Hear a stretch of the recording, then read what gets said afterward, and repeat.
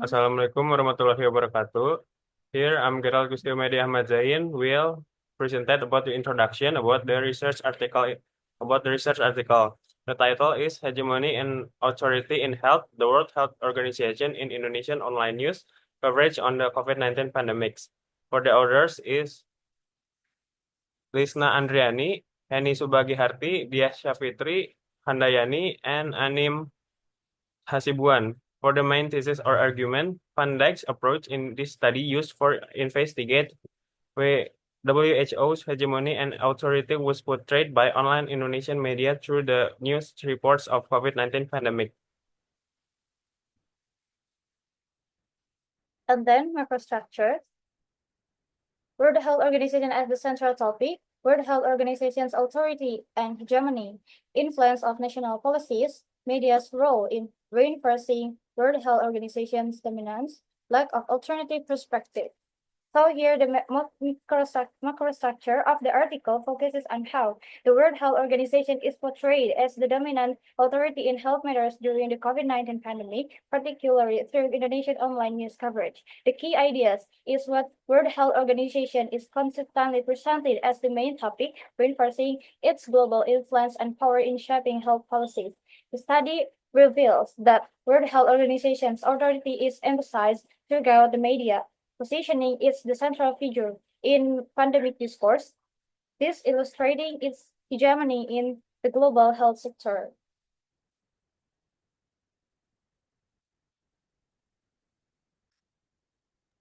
Okay, the next is superstructure. The article is organized into several key sections. Number one is abstracts. Abstract provide a brief overview of studies focus, methodology, and findings. Number two is introduction.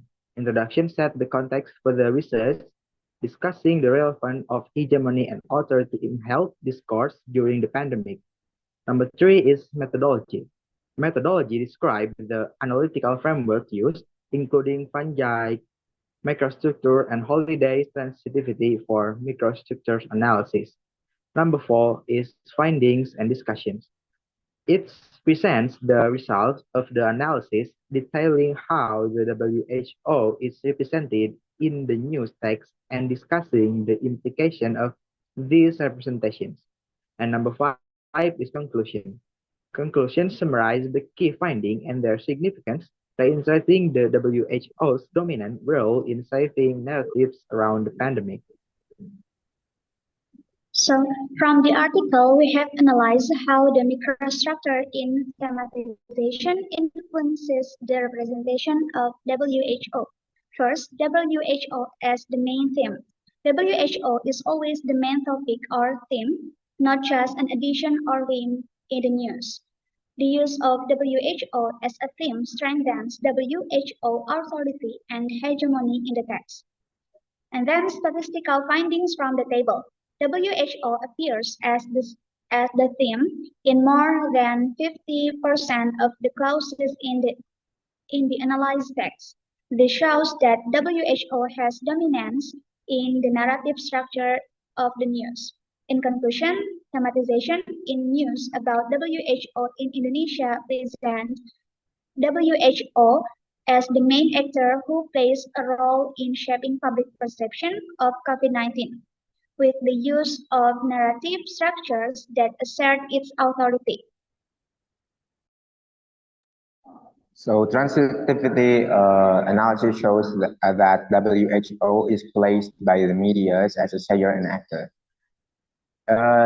This analysis conducted in transitivity shows media that WHO as a sayer, which means that WHO is a reliable sources, and as an actor, it means that WHO as a legitimate people who in world health sector. So the media's portrayal to WHO place WHO has a reliable people in a health sector.